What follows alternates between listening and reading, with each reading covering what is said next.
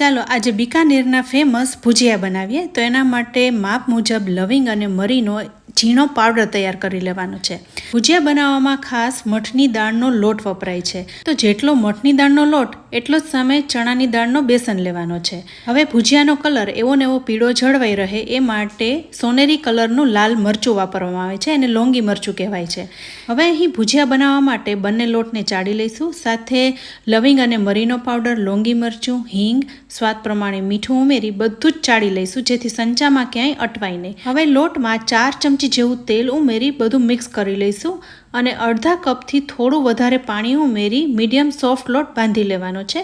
સંચામાંથી નીકળે એવો લોટ બાંધવાનો છે.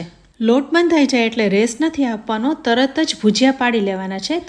તો મોટા કાણાવાળી સેવની જાળી સંચામાં ગોઠવી લોટ ભરી લઈશું અને સંચાને બંધ કરીને ભુજિયાને તેલમાં પાડી લઈશું. આ ભુજિયા શીંગ તેલમાં જ બનાવવામાં આવે છે. તો બીકાનેરના ફેમસ ભુજિયા અહીં તૈયાર થઈ ગયા છે, જેને તમે મહિના સુધી સ્ટોર કરી શકો છો.